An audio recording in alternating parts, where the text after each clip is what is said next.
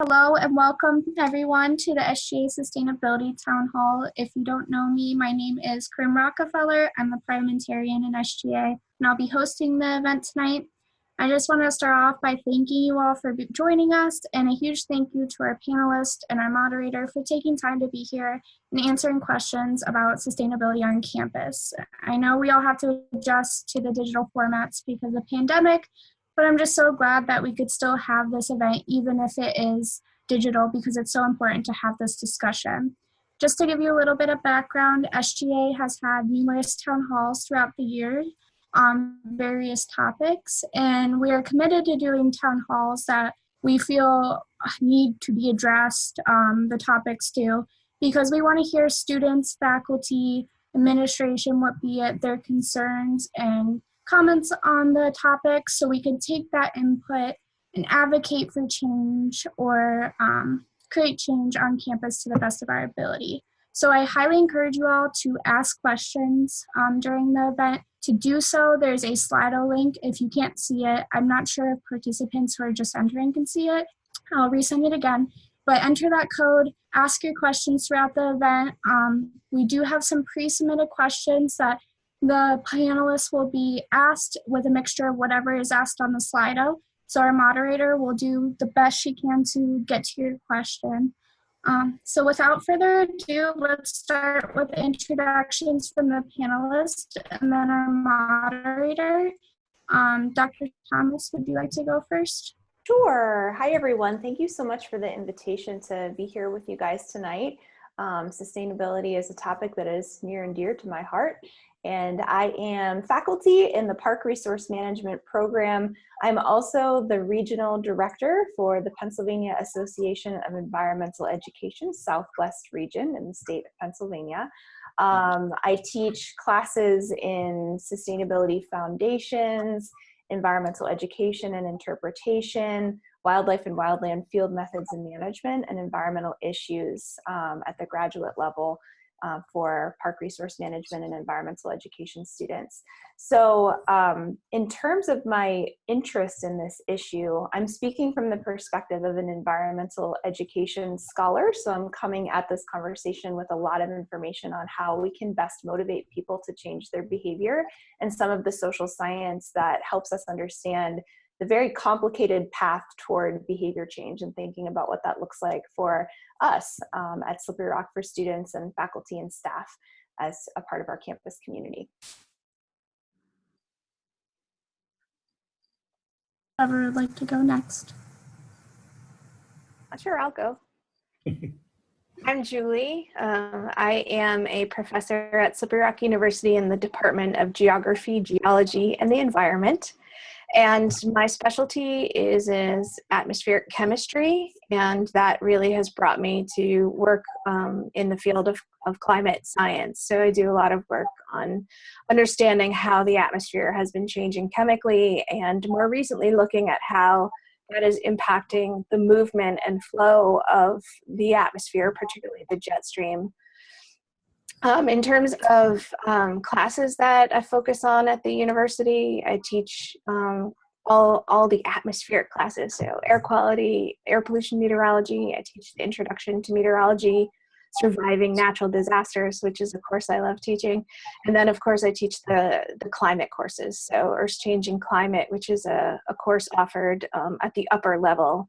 And then I teach the final course in the sustainability certificate at Slippery Rock called Applications in Sustainability. And this year that class has been focused on creating a white paper for the chancellor on how the PASHE system, all 14 universities, can become more of a carbon neutral system and a leader in climate action in terms of higher education. I started that project because I recently became chair of the Chancellor's Sustainability Task Force. So sort of wear a lot of hats and come at sustainability primarily, I would say, from a climate perspective. That's it. Me? I'm Paul. I'm Director of Sustainability at Slippery Rock. I've been in that position for 5 or 6 years. My background is as an architectural engineer. I've specialized in energy efficient building design, energy conservation, and alternative energy. One of my jobs is to document or try to document everything we do on campus that's related to sustainability. So if you have questions about what's going on physically on campus, I've got some slides if we want to look at those. Okay. Dr. Muhammadi, would you like to go next? Yes, thank you. Well, good afternoon, everyone. It really is a pleasure to be in this Zoom. I want to share with you, I serve as a Senior Vice President for Administration, Global Engagement, and Economic Development. But really, I would say that's my day job. But what I also do nationally, we have 4,500 colleges and universities around the country, and National Association of Colleges and Universities represent all these universities. And I want to tell you that I am honored to be on the committee of this 11 universities and colleges have been selected on this panel for an advisory board to NACUBO. But past 8 years, I have served as a member, and now I am in the third year of being a chair of this great organization. And I tell, just like Ms. Thomas, I take this dear and endear to my heart, because I know one thing, that I don't want to scare everyone, but I gotta tell you, I've read information that if we do not do something for the environment, and Julie, you know me, I've shared that, it is going to cost this great country $80 trillion, and we really need to take this seriously, and we don't have much time, and this is within next 10 to 15 years. So that's why I volunteered my work on a national level, and I would do whatever this great organization, your SGA, your sustainability group wants. Julie and the rest of you, count on me, I will be there. Okay, Dr. Golden. Yes, my name is Dr. John Golden. I'm assistant professor in the School of Business / Healthcare Administration Management Information Systems. I'm also the managing director of our SRU Sustainable Enterprise Accelerator. Those of you who haven't heard of that, what we do at the SEA is we assist students, people from the community in engaging or starting new businesses or coming up with new business opportunities. And our grounding philosophies are sustainability and entrepreneurship. We also run projects, sustainability projects out of the SEA and conduct events there. I'm also a practicing attorney in Allegheny County. And then Caitlin, would you like to introduce yourself? I'm Caitlin Carafa. I'm a senior environmental science major and meteorology minor in the GGE department. I'm the co-president of Sustainable Solutions Club. I'm going to be moderating tonight, and as far as future plans for me, I'm very passionate about the environment, and I'm going on to do environmental law in the fall. So I'll start off with questions if everyone's ready. Oh.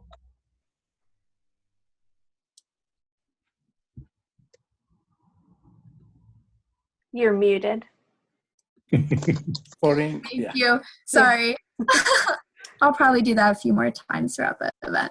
I just want to say we have a few other guests here from local climate organizations, administration, just in case they wanted to help answer some questions that are asked as well. Paul, would you like to introduce yourself? If I may, just to let you all know, we have Mr. Scott Albert, Assistant Vice President for Facilities, who has done really great job in the sustainability group. And also Dr. Chris Cole is also on the call as well. And Paul Novak, who is the Executive Director for Environmental Health and Safety and other things that he does. And Dr. Cole serves as the Director of Auxiliaries. Okay. Well, Caitlin, without further ado, if you want to start with some of the questions. Okay, I'll start off with one of the ones we got beforehand. So to what extent does off-campus housing support recycling of certain materials, and how can SRU students support any changes that you feel should occur? Whoever would like to start first. I don't know a whole lot about what goes on in off-campus housing, but I can say that the recycling industry is all upside down right now. So I think this year we'll be finding out, what the new rules are. They used to pay us to take recycling off campus, and now we have to pay them. That's how upside down it is. So I think that's kind of a new topic, is how we're going to handle recycling in the future couple of years.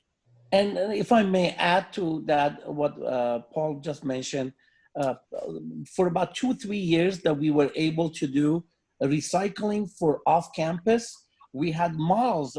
Paul, you were present with Paul Novak, and we had miles of people from Butler, from Grove City, and they had lined up to come over to drop off their electronic recycling on our campus, which really created a lot of big traffic. But Paul, would you like to talk about that? I think Paul Novak is on the phone, and I know he had some problem with unmuting. Are you there, Paul? Yes, I'm finally unmuted, I think. Can everyone hear me? Yep. Yep. Okay, great. Thank you. Yeah, thank you, Amir, and thanks for allowing me the opportunity to participate. I have to charge up my phone in a car charger, so excuse the background. As part of the EHS, we work with Paul Scanlon and Scott and on the campus recycling program, and we had worked to try to expand at the time, and I'm going back about 5 or 6 years, because the environment for recycling, I guess financially, there's no other way to say it, was more favorable and beneficial to the university, and we thought if we could give back and involve the community with some recycling events specifically dealing with the electronic waste, the e-waste, because we're not, PA is not permitted, any individuals to put that into the landfill. So, and it went really well. And then I guess through excellent marketing, we had an overwhelming response. And again, it comes down to, and I enjoyed hearing some of the introductions about changing behaviors, because really recycling and related sustainability things really do start with individual perspective and the incentive and the desire to want to do it. So we did that program for about 5 years. And then, much to what my associate Paul said, the industry right now is in such an uproar, whereas rather than us benefacting financially from it, we're now having to allot costs to some of these things. And there was an issue with the, I guess, encumbering funds for, I guess, programs that were not student related. And there was some issue with the procurement process. And those two things coupled kind of suspended us from being able to do anything from an e-waste standpoint with the community. Now, to speak to the off-campus housing, I know I've engaged some students who wanted to, again, explore establishing some type of relationship with some of the off-campus housings. We have a great a number of students that stay in our off-campus housings. Again, and it came down to our abilities and capabilities under the PASHE procurement guidelines to affect that relationship and expend funds for that. So, but we're monitoring the market, Paul and I and all our colleagues closely, and seeing just what it's going to look like, and to continue what's going on campus as far as the cans, bottles, glass, the cardboard. We recycle both tin and aluminum cans. We have a waste stream for that. But that's kind of an overview of the campus recycling program as it sits right now. If I hopefully answered your question. Well, I might add, last year we started a new initiative responding to the unknowns about the recycling, and we put on a Beyond Plastic Symposium. And kind of our new emphasis is refuse to use disposable bags and bottles. Reuse what you can, and then recycle. So to the extent that we can stop people from using plastic bags and disposable bottles, that'll be a huge benefit until the recycling industry kind of comes around and figures out what they're going to do. I think that's where behavior change comes in, right? And Paul, I agree with you. I think that refuse is the fourth R that we need to be talking about on this campus. And so can I actually show you guys something really fast? Can I do a screen share? Is that allowed? Okay. Go for it. Okay. There's a small fee involved. All right. Get ready, because there's a lot of stuff going on this screen right now.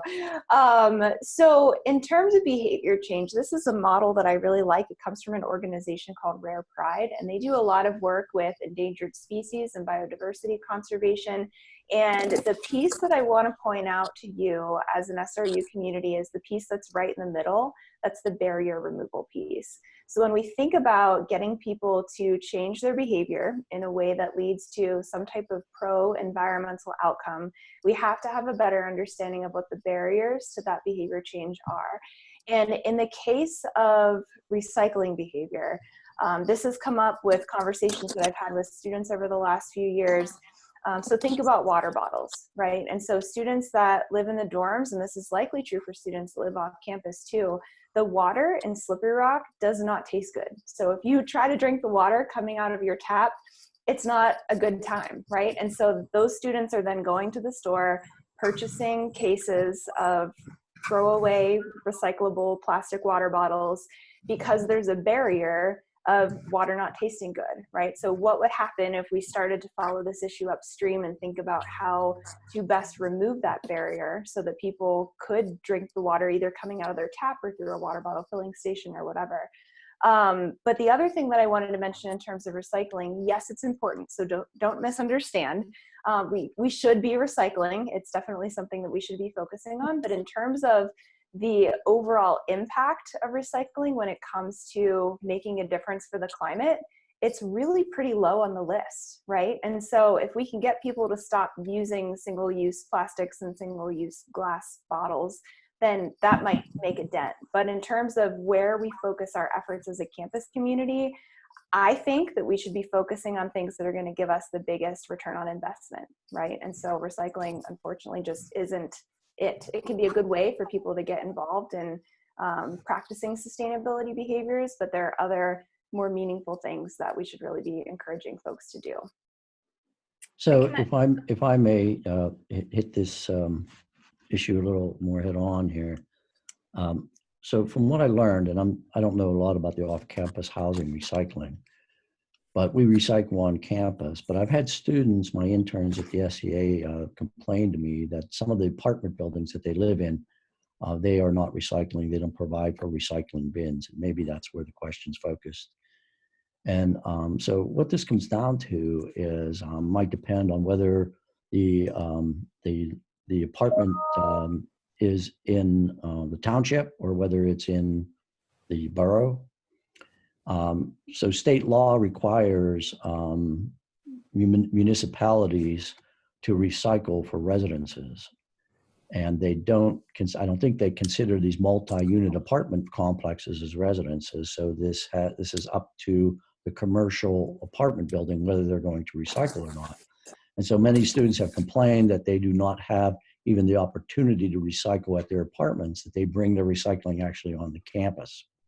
So one of the things that students can do is make that a priority in choosing where to live. If it's an important priority for a student to say, you know, I want to know whether or not you recycle. That's important in whether I choose to live in apartment A or apartment buildings B or apartment buildings. I don't want to use those numbers.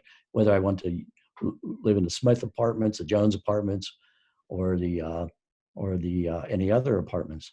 And so students need to make that very local connection with the landlord, with the agencies who run those apartments building to decide where they want to live. If I thank you, Dr. Golden. This is good to know. One of the things that you mentioned, Ms. Thomas, about the lowering priorities, but really, to me, we really need to take everything seriously, and you're absolutely correct. We have done energy savings, but I gotta tell you, transportation, and also I know Paul and I and a number of people are talking about this, and we really need to have SGA and your group to be involved with that, so we could really exert pressure through a student body on these off-campus housing facilities so that they could go ahead and do the right things. So maybe that would be one of the things that we could talk during this conversation that we could start working toward as we go. And the other thing I was going to mention, had this COVID-19 had this not happened, we would have had by now your group involved, which Dr. Cole, myself, Scott Albert, and Paula Scanlon, and a number of others. We have been talking about eliminating the bottles on campus, and we were going to finalize it starting this coming year.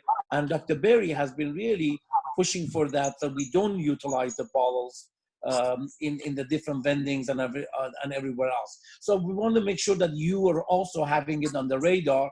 Yes, it is on the vending side, but it's really recycling for the bottle bottles. So they're both in there in terms of priorities for us. Can I just follow up on that? Because I think that point, Amir, is really important. And I would like to stress to the SGA members on this call that and I like to look at things like this with climate change, that there are incredible opportunities for leadership for groups like SGA. And this is exactly one of those opportunities. So from my understanding, it is SGA that is selling soft drinks in plastic bottles in vending machines. And there's so many issues ethically and environmentally and dealing with equity and all sorts of things that are associated with, in particular, water being bottled and then sold. That this is just an incredible opportunity for SGA to take leadership on this and choose not to sell water in plastic bottles or even soft drinks in plastic bottles. So I like to look for these opportunities and showcase them as real leadership opportunities for groups like SGA, where you can really make a difference and also send out a message about what is important in terms of addressing things like climate change and obviously other environmental and equity issues. And if I may, I know Mr. Albert is on the phone. Scott, would you also talk about some of the things that you and Paul Novak have worked on the building, so you could provide the filter waters so that we really could start moving away from that? I don't know if you could hear me right now. Everyone hear me okay? Yeah. Yes. Yes. Over the years, we've been replacing old water fountains in the campus buildings.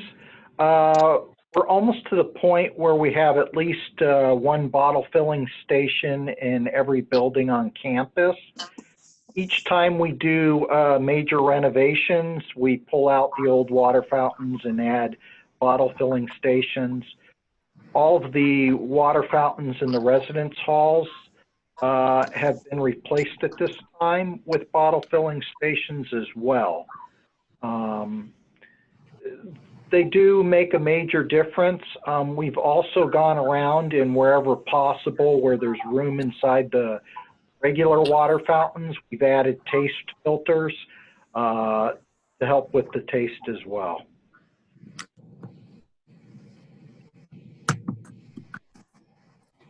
Okay. I think we're gonna move on to our next question. That was great responses. I loved all that. Paul and Scott for chiming in as well. I'll just move on to the next one, kind of chiming off of Dr. Snow's thought there. Someone asked, what are things that we can do as an SGA to help make SRU more sustainable and environmentally friendly? So does anyone else have any ideas for SGA?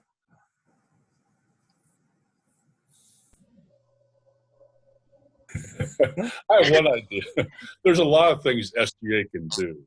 Most of them involve money. the last couple of years, we've gotten green fund grants to give everybody in the residence hall a reusable bag so they stop using plastic bags. If we get the funding to give we try to focus on the residence halls because it tends to be freshmen and we'll have another couple of years to work on them. But if we could provide incoming freshmen with a really nice insulated water bottle, that would encourage them to not use plastic disposable bottles. And if I may add to that, some of you may know, but some of you may not. So it's worth repeating it, but I will make it very concise. The first couple of years that I came here, we did, in terms of the priorities, the highest amount of putting it on the scale, the highest amount is energy savings. Paul Scanlon, Paul Novak, and really a great deal of work by Mr. Scott Albert. We did the energy saving that literally saved a lot of resources for us. So that was the first hanging fruit, but we could go to the next level. And the next level is, Scott, if you remember, we probably saved over $8-9 million in energy savings, which really got us closer to 2037 neutrality, carbon neutrality. Now, that was the first phase. Second phase, we really could work. It may not give us any savings, but it pays for itself. So that's the second level. And I know Mr. Scanlon and Mr. Albert is working through that to see what they are, that we could really work with SGA as well. So this way, it may not save us money, but it pays for itself. So, and that's one of those that could be high up there, Ms. Thomas, is not low in the priority. It could be high on the priority as well. So are you going to talk, Becky? I don't want to cut you off. Go ahead. Okay. So I guess, again, I'll just reiterate the science of climate is at the point now where we're pretty clear we have about 10 years to cut emissions. We are in a limited time frame, and therefore the need to take action to protect the future. And the future, I will say to all of the students on this call, is your future. We're not talking about the future of your children, not talking about the future of your grandchildren. We're talking about your future that is at risk here. And it is time for action. And I tell this to my classes all the time, but students hold the power for change at universities. And it is up to you as students to step up and make your voices heard. If you do choose not to speak up about these topics and ask for change, it's likely that the change is not going to happen. If I look historically, I've been at Slippery Rock University for 16 years. If I look at the major changes that have occurred in terms of addressing climate change, they have all come from students pushing and speaking and making sure that the administration understood their position. So by being quiet and not being out there fighting for what will protect your future, you're basically saying you're okay with what's happening.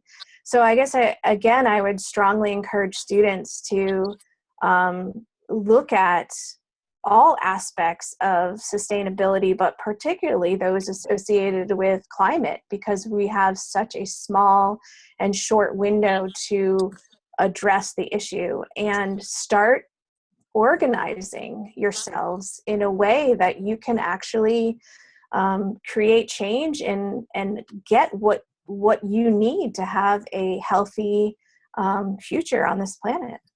And I think to bounce off of that, Julie, I totally agree with you. And students have tremendous power on this campus, but you need to get loud, right? Like you can't sit back and accept the excuse that Slippery Rock students don't care. I taught a class for the last 2 fall semesters on food justice, and we went to Boozle Dining Hall and did an observation of what students were throwing away. And after that experience, both times, the students were like, why aren't we doing post-consumer composting at the dining hall? There are other universities that are served by ABI that are doing post-consumer composting. And so when my students asked that question, they were told that basically they didn't believe that SRU students would participate or would care. And my students were just like, did you really just say that to us? And yes, they did. So, you know, I think making some noise and articulating your concerns and getting your friends involved, right? Like get your peers to rally behind some of these changes that can be made. So food systems in terms of greatest collective impact. So thinking about where does our food come from? What is the total number of miles traveled by that tomato on your plate? Is a huge shift that we can make as a campus, making sure that when we're told that our food is locally grown, what does that really mean? How is local being defined? And then, of course, food waste, whether that's through post-consumer composting or through some type of behavior change strategy. I know that ABI a couple of years ago took away trays in Boozle, and that definitely did reduce food waste because students weren't taking as much food back to their seat since they couldn't pile it all onto a tray. So yeah, food waste. And then the third food related thing that I wanted to mention is more of plant-based diet, right? So more plant-based diet options. What is that going to look like on our campus? And I think really coming up with a happy medium of bottom up kind of grassroots strategies where students are leading the charge and changing their behavior, but also being loud enough to have an influence on campus-wide policy, because then we get into more of a top-down solution like removing plastic water bottles from campus that can really help to push the needle in a positive direction. And So if if I I may, I'm sorry, go ahead, Scott. Oh, no, it was me. It was Oh, I'm me, sorry, Dr. so. Golden. So if I may just very quickly just follow up on Drs. Thomas and Snow and come from it from a little bit of a different angle. So all the students, all of you in a few years are going to be out in the workplace. You're going to be out in your professions. And it's very, very obvious now that your career paths are going to follow the path of sustainability. All you have to do is even just look in the last week and see what happened to oil futures. Fossil fuels are pretty much dead. The career paths in every field are going to follow the paths of sustainability. And so the more you learn about sustainability, the more you learn about the effects of climate change while you're on campus, the more you study those career paths, the more successful you're going to be. So you need to become educated now while you're a student about what the future holds. If you look across our panel, I don't mean this as any insult, but for most of us, this climate change is not going to impact us as deeply as it's going to impact the younger students. So it's almost like you have a responsibility to look into this, and not just a responsibility, but it'll actually help you in your future careers. Yeah, and I was going to add to the comments, there are three things are so important to human life. One is air. You got to be able to, without air, you cannot live with more than 2 minutes, 3 minutes. Then after that is water. And without water, you cannot live beyond 1 week. And then the third one is food. Sustainability touches all these three, which is really part of the environment. And really, unless we get these seriously, and financial sustainability is the fourth or fifth or whatever we want to call after family life. But I would like to tell you, $80 trillion, if we don't do the right things, is going to cost us. Be happy to get that document from a couple of years ago to have it sent to all of you. $80 trillion. Right now, the deficit is 24 trillion. And look what's happening to the economy. Imagine if it's 80 trillion. Yeah. So to me, what Dr. Golden and Julie and Ms. Thomas, you just said, yes, the future is in your hand. and let us serve you by you having that demand on us through the SGA so we could hear you loud and clear.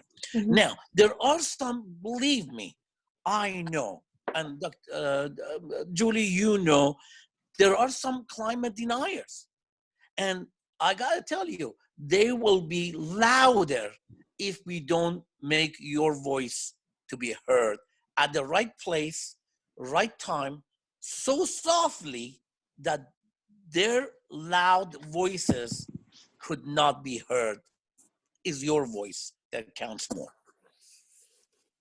And you can also think about, like, in terms of communicating with people that might have different perspectives, right, or don't believe that climate change is happening.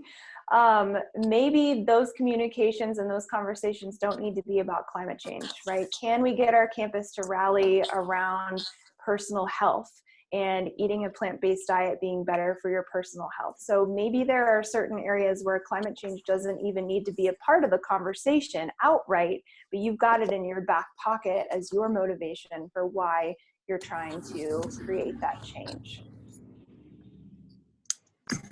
Can I just add one more thing that I think is kind of sort of the warm and fuzzy part of me comes out.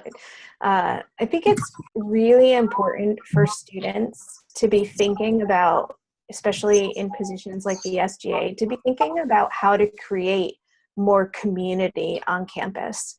We know that, you know, when we study sustainability, one of the best ways to create more sustainable systems is to build community.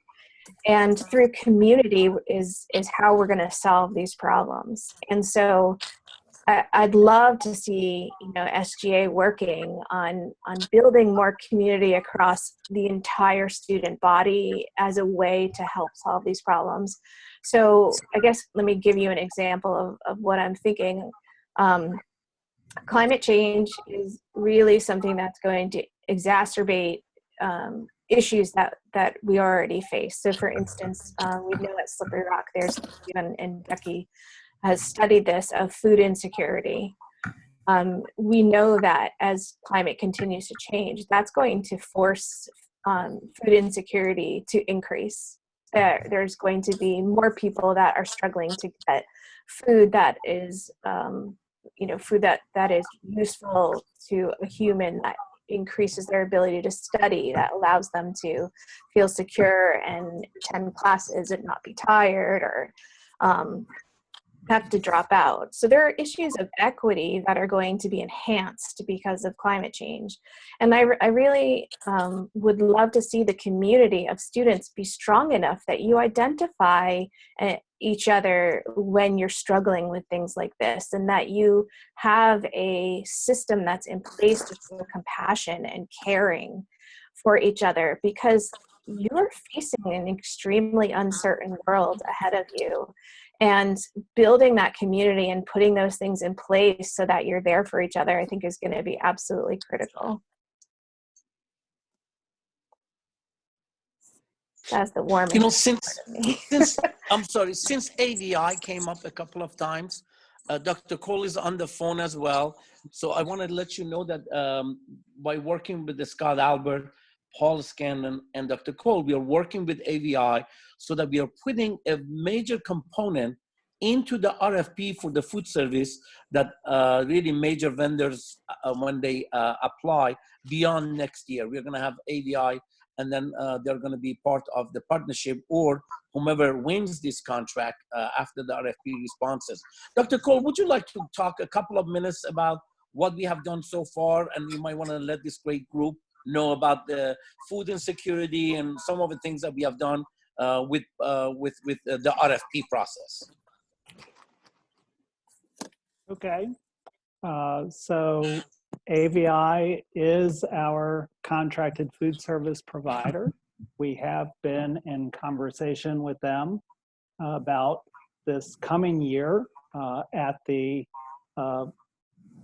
initiative of the Student Government Association. We have worked with them on a food insecurity program for the coming year, which once we finalize the contract terms, will be rolling out for the fall semester an option for students to express a need through our student support office to receive meals to support them during times of food insecurity. So we do work with them for that. Circling back to some of the earlier conversations about food and the impact on sustainability, post-consumer food waste has not been addressed as of yet. It's certainly an area we'll be looking at as we look to contract in the future. But I will give a tremendous amount of credit to AVI. They've been with us now for 10 years, and they did initiate the prevention measures, which are so important. You know, the best way to prevent waste is to not prepare extra food. So they have been working on preventative measures and small batch cooking for several years, as well as pre-consumer waste that in conjunction with the McCoskey Center, as they prep foods in the kitchen, the waste from that process is going to compost at the McCoskey Center. So they are taking initiative, and as others have talked about throughout the session today, student involvement is so critical, whether it's through classes, like Dr. Thomas has referenced, whether it's through student interest groups. We try to respond as students come forward with their interest and needs. It's so important, even as we start thinking about post-consumer waste, that's a lot to put on the contractor as far as educating students about sorting their food scraps and the other napkins and things. So having student support and student educational initiatives through student clubs and organizations or student government association are all partner opportunities to really help those initiatives be sustained over the long term and not just be a one-shot initiative. Great, thank you. I think we're gonna move on to the next topic now. So I'll combine two questions here. So how will COVID-19 affect sustainability plans and then allocation of funds for those plans at SRU going forward? You know, I will start and I'll give it to Julie and the rest of you. I gotta tell you, this COVID-19, to me, we need to never let a crisis like this to go wasted. So I would say to you, let's take advantage of this and put it on a steroid and really get things done. And I would tell you that, you know, this is so important for us, for your group, the SGA group, to be, and I don't know how many, I don't know whether you have done any polling, how many students or the senators on your group or SGA that you could really influence in order for you to really get to answer this question, to see how we could take advantage of it. The COVID, I don't think we have thought about it yet, but I think this is an opportunity, and hopefully maybe today you're going to start making us think about how to take advantage of this crisis. I think what we're going through now with this COVID-19, it is starting to build more of a sense of community. We're learning how to work remotely, and a year ago, if I had proposed a 4-day work week, somebody would have shot me. But now, because we're doing so much online and at home, that's a possibility. It could reduce our commuter fuel use and things like that. So Amir's right. We could come out of this thing with some great new ideas and find that we've been building some capabilities we never realized we had before. And we are going to be finalizing our master plan. And I know when we started it, Mr. Albert and I and Paul Scanlon and the rest of the team, we really want to put a station, electric car station on campus and grow that. So yes, to go online, And then also those who do come to campus, let's have stations that we could really start having the students to come over with electric cars as we look for the future, because master plans is about 5 to 10 years in the future, and we really need to plan for it right now. For me, the biggest thing that I'm learning is that we have, I mean, as a country, mainly I've been thinking about this, but also I guess as a university, have not thought enough about resiliency. And we need to build resiliency into our educational system at Slippery Rock University, because COVID-19 is one of many hiccups that we are going to see in the future.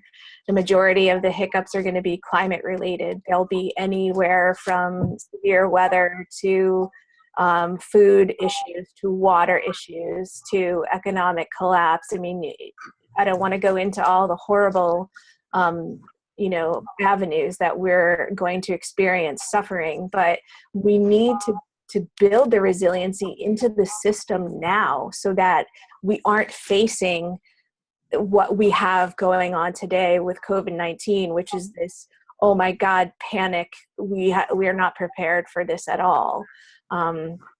So I think it's really important that we start shifting our thinking as a university and start really looking long-term into how we can build resiliency into our system. And if I also add quickly, and I know in the interest of time, when I was a member of ACU-PCC, American Colleges and Universities President's Climate Commitment, I was a member of the financial side of it for bond financing. But one of the things that that group was talking about at the time, ACU-PCC, to encourage each campus, each university, there are 4,500 of them, to have at least a course starting, but then taking that course, but then every subject matter, every course, whether it's chemistry, biology, or physics, or whatever, or your great course, Dr. Golden, that you have, to have sustainability within it. And I tell you, that was something that they were promoting, but then Tony Cortese, Paul, he left. That thought process didn't really came, but really in the Kubo, we cannot touch it, but really that needs to come through the ACU-PCC, but the SGA could really take this on. And Julie, your role with working with the SGA and really raise awareness, it's going to be enormous. And I know when I was in China, I sold the idea of the minors to have for sustainability, even to Chinese students within the courses that you gave me, Paul, when I took the brochure of number of courses that you could get minors in sustainability. But then how do we expand that? And that is really something that, academic affairs, the professors and SGA really need to take that and bring on. And I agree. I think the education piece is really missing at Slippery Rock. There is no course that students take about climate change that is required across the board. And in fact, it's my understanding that the education college, now those students aren't even taking the Understanding the Physical World course. So that our future teachers are definitely not seeing any classes that are related to climate. And that is a real concern for me. The other thing that I'd really like to see Slippery Rock University do is step up into not just education at the university, but community education. And I know, Becky, that's what you're focused on, but community education in an effort to build resiliency. Slippery Rock University doesn't sit alone in Slippery Rock. We sit amongst a community there, and we need to act as a whole community, university and the public. And I think that the resiliency that I see we need to build crosses those boundaries. So if I may, I'm going to follow up on what Dr. Mohammadi said, because I think it's an excellent point on how you never let a crisis go to waste and how it can be a good teacher. And so if you take these thousands of students we had on campus and they're all at home now, it really doesn't affect the footprint per se because you're just transferring it from one place to another. But if you add in the virus and everybody takes a look on how they have actually changed their habits. Yep. So maybe you're making better choices on your food, maybe you're not. Maybe you're not driving as much than you used to be doing. Maybe you're actually using less energy. You're shrinking your carbon footprint. So when we come back into our community, when we all come back to campus as a large group, if we can think about some of those practices that actually reduced our footprint, then not only will that continue to save the university money, which will make things better for all of us, but it'll also affect climate or what we're doing about climate change. I think two of the things that I have seen come out of COVID-19, one of them is a good thing, so we have a bright spot, and then one of them is a bad thing, so we'll have a dark spot. And I'll start with the bright spot first. I think that it has increased our awareness as a society about how human health, wildlife health, and environmental health are connected to each other. So when we think about building resiliency as a community, we're looking at health of our friends and colleagues and neighbors, right? So not only from a physical perspective, but mental health, financial health, like all of these different things. But then we're also looking at the biodiversity of the plants and animals that also live in this community. And when we start to take action that impacts that biodiversity in a negative way, it's like we're pulling at the threads of a sweater. So you might pull out one thread and still have a sweater, but eventually you're not going to have anything left. So it's critically important for us to have an understanding of the other species that live around us, to be able to identify them and recognize them and know when you step outside into the forest that's covered in invasive multiflora rose and that species is exacerbated by climate change, you start to see how those different pieces fit together. So there's definitely an opportunity for us to leverage that increased awareness to build better resiliency within our community. In terms of the dark spot, and this is something that just really weighs heavy on my heart, there is a tremendous mistrust of expertise that I am seeing out there in society. So with COVID-19, there's a lot of reluctance to listen to the medical experts who have spent decades of their lives studying epidemiology and understanding how these issues work. And I think that those of us who study the environment have experienced this for a very long time, right? So we understand what it feels like to have somebody try to discredit your science when they don't have any foundation for understanding what that looks like. So that means that for students entering that type of reality, you've got to be ready to communicate with those people that might not necessarily believe what you're saying, right? So how do we kind of get them to listen to us? And that's a huge challenge. And I think that's where education can come in, not only to prepare you to understand what those facts are and to understand the science behind it, but to prepare you to be able to enter into a constructive dialogue with someone who has a mistrust of scientific expertise. I'd like to add something. I think this pandemic, there are the kind of two bright spots that I see. Number one, people are awakening to the fact that we have to listen to our scientists, because people are dying because some people in the administration are ignoring science. So I think people are waking up to the fact that science is important. And they're also seeing that working together like New York City or New York State. If you haven't been watching Andrew Cuomo on MSNBC every day at noon, he's really good at explaining this. But people are seeing that when they work together for a common cause, they can make a change. They're bending the curve. And hopefully that translates into people saying, well, now maybe we should listen to the climate scientists. And maybe if we all do get together, we can change the climate change or change the curve on climate change. The other thing I wanted to mention, Nicholas Condon reached out to me a couple of weeks ago. He's an SGA senator, I think, and asked me about what he or the SGA might be able to do to help the university. And I think we're going to be under some real financial strain because of the pandemic. Amir talked about our master plan, the solutions, the Sustainable Solutions Club had the petition to do a study to how to eliminate coal in the central heating plant, which is a great thing to do. Works right in with our master plan. But it's going to be expensive. It's going to be $50,000 to $75,000. We won one grant from the West Penn Power Solar Energy Fund for, I think, $20,000 to fund that study. We submitted a Green Fund grant for another $20,000. And if the SGA wanted to support that with some money, we could have that study done without affecting the university financially. That would be a great thing, particularly at this time, because there's a lot of financial strain that all the universities are going through right now. And if I may add to that, Judy, as a chair for I know your great work for the Chancellor's Office. This is a study that we are really embarking upon right now as we speak.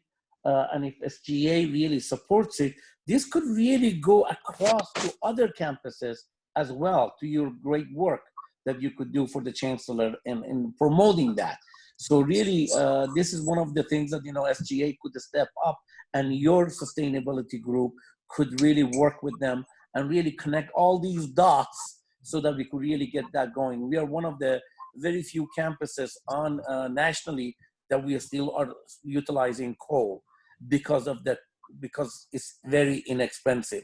But at the same time, we also know that the climate is more important than that.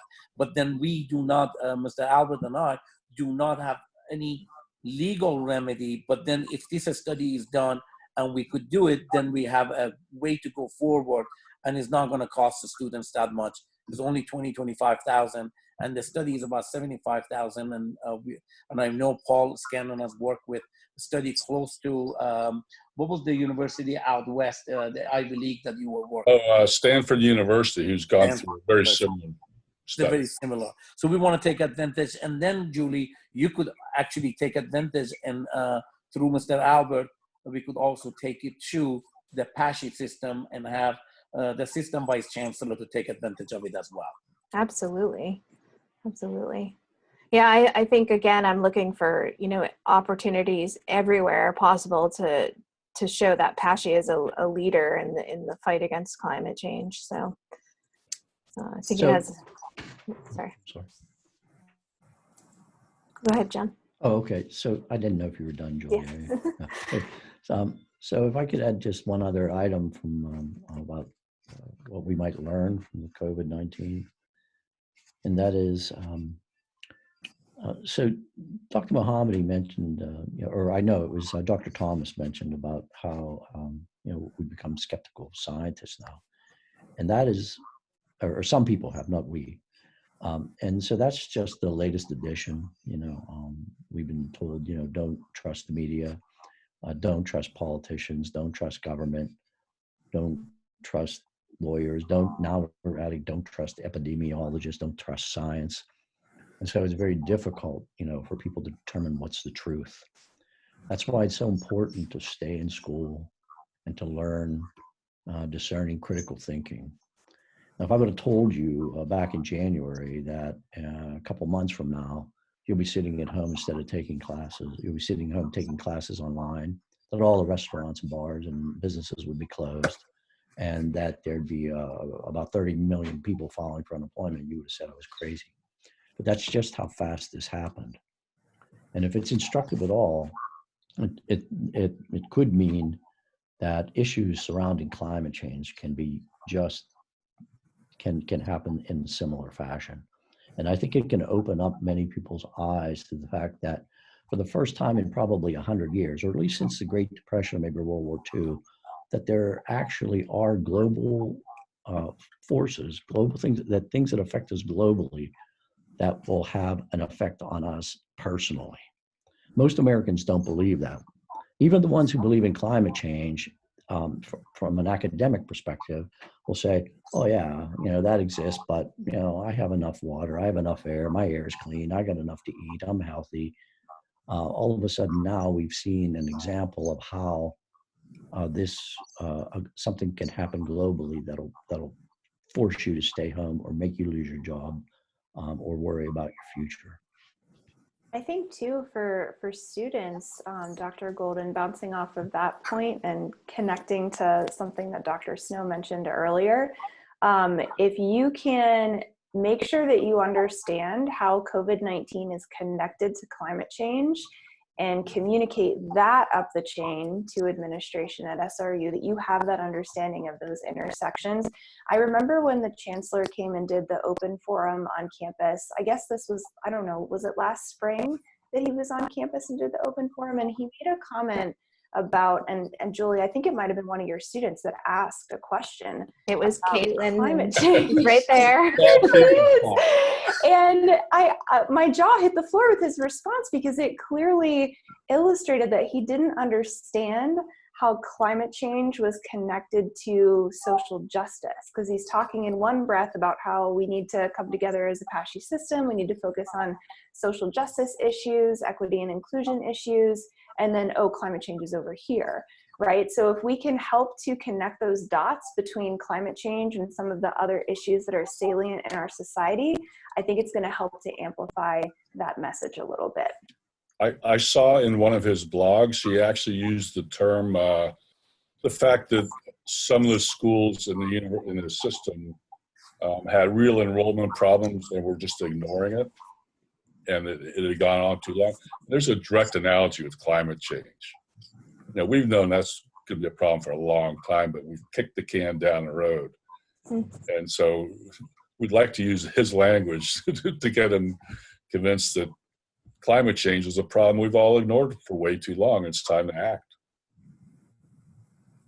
Okay, that was a great discussion. I think we have time for one more question because we're going to end at 6:15. So we'll get that rolling. Right. The final question, I think we've touched on everything else. So long term, what is something that you hope to start now or in the near future that could grow over the next 10 years to help benefit the campus? The central plant study to eliminate coal. That's going to take us 10 years, which is why I'm anxious to get the study started so that we can show there's an economically attractive way to eliminate fossil fuels on campus. I was going to say, one of the things that we really need to have on that master plan that we have talked about, having a transportation and also making sure that the transportation has electric station on campus, that the students, when they come, they're able to really charge their car while they attend their classes or whatever. That's one thing. And two, I really would like to answer your question with one question, if you don't mind. And the question that I have is, how many of the people take this conversation on our campus seriously, so that when they do take it seriously, that they could come and talk to us in terms of what we could do as part of the campus? Because if I do it and Mr. Albert and Mr. Novak or Chris Cole and Mr. Scanlon do it, we will be accused of, oh, they have political biases. But really, this should be a student-driven. What do they like? What do they like to see for the next 10 years that we could focus on, in addition to power purchase agreement through the study for moving away from the fossil fuels and be able to do something that is good for environment. And then go through, I don't know, if we could address 10 things, and Dr. Thomas said recycling may end up being on the bottom. Can we really get all those dots and connect them through the students, and they could put pressure on these dots?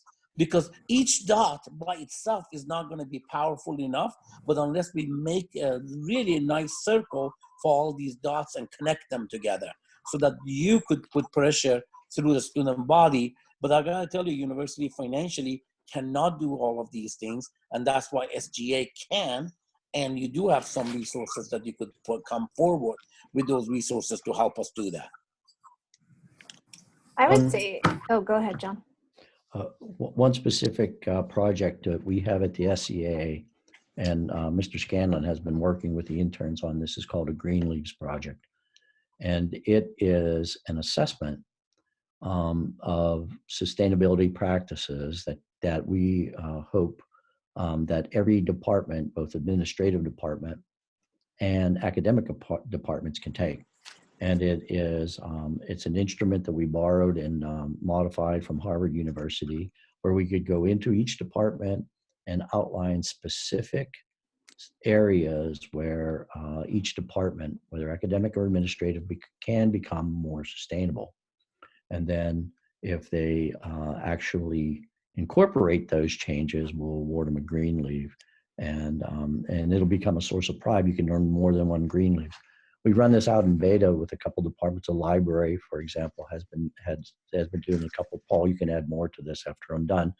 But over time, this and initiatives like Paul has had out of his office, like taking the sustainability pledge, these small things can actually be instructive on how we can make changes over the next 10 years.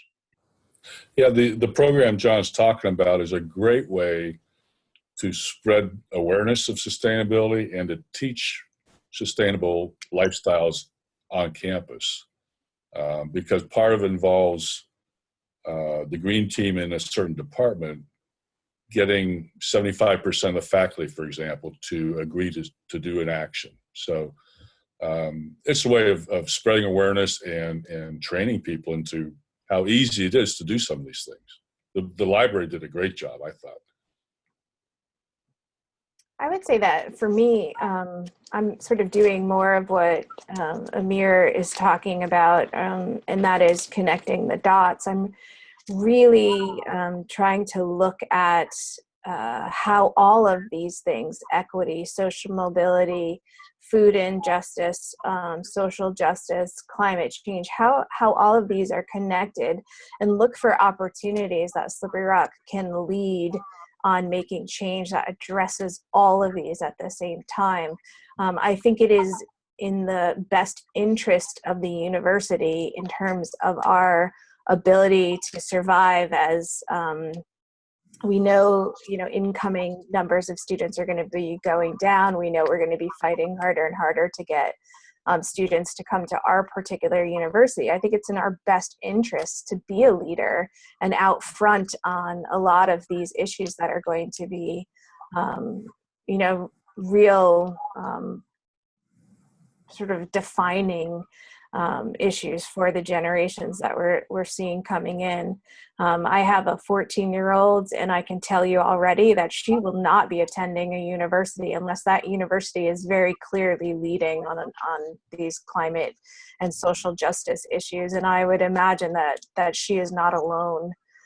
So that's kind of where my focus is trying to push.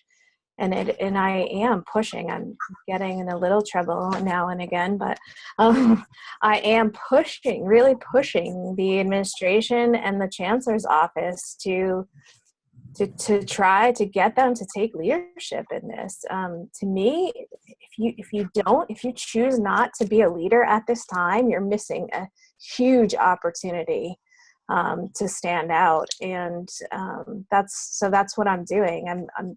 I have to be honest that it's very uncomfortable for me as a scientist to put myself in this position. And I would much rather be in my lab with my little, like experiments and just me and my computer and not be out there. But I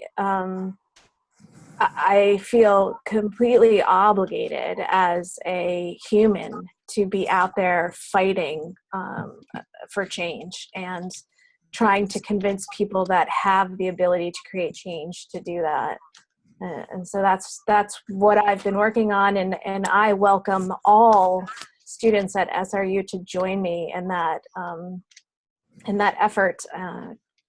Caitlin, maybe you want to mention the Climate Reality Leadership Corps. I mean, there are lots of opportunities for students to get involved.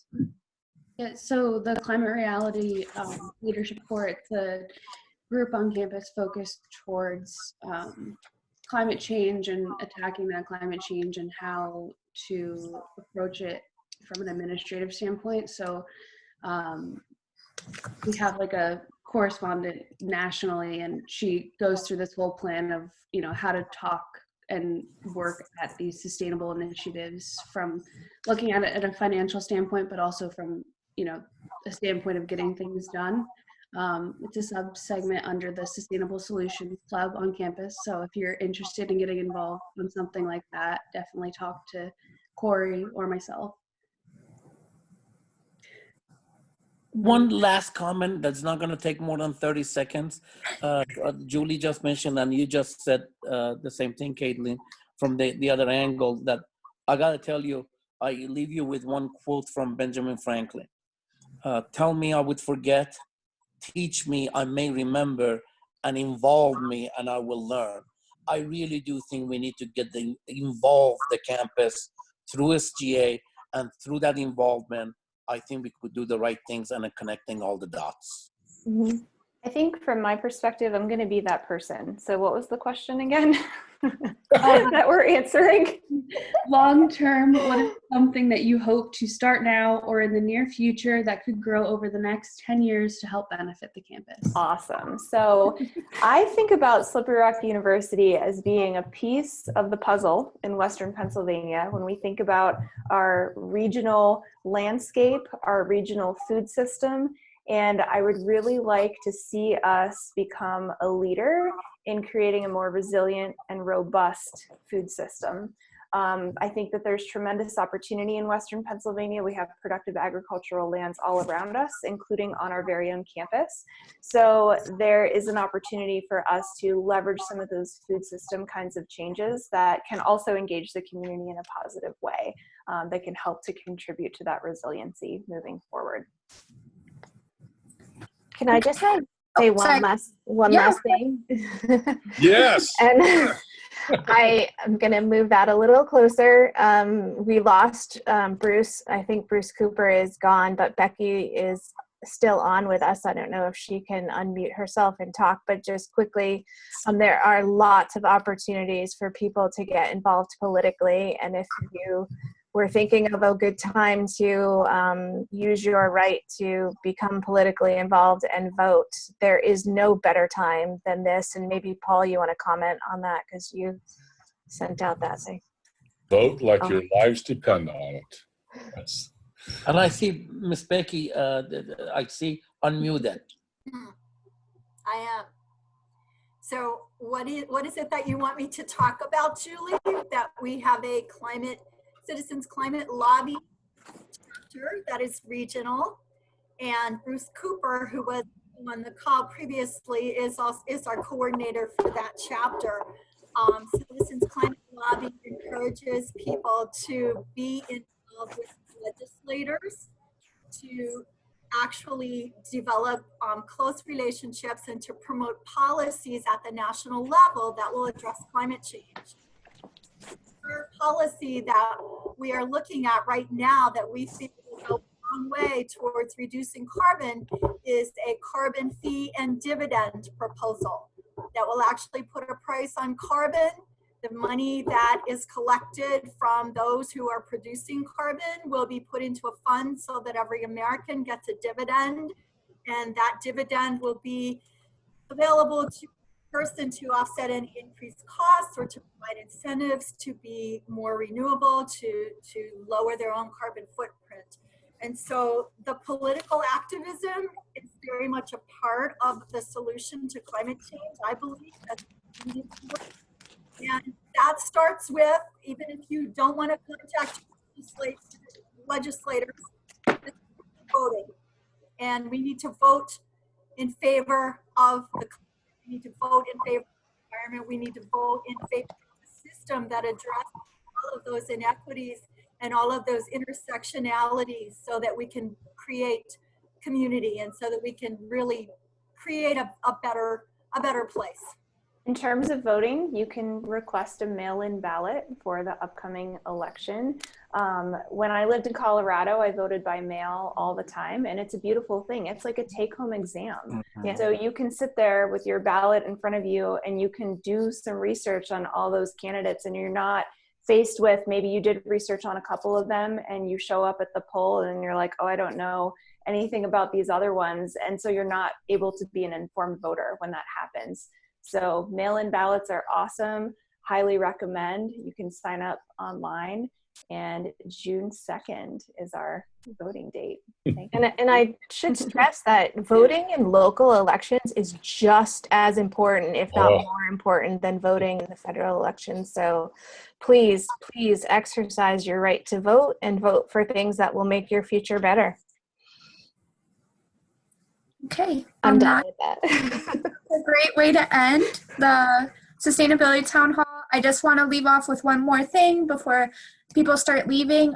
We do have a sustainability survey going around right now. You can access it on SGA's Twitter or SRU Sustainability social media. There's probably other social medias that have it as well. I encourage you all to take it, especially after this conversation. That input would be great. We have about 800 responses right now, but the more the merrier. So thank you all again for tuning in. Thank you to the panelists and Caitlin for moderating. It was a great discussion. Great time to have it during Earth Week and everything like that. So thank you all.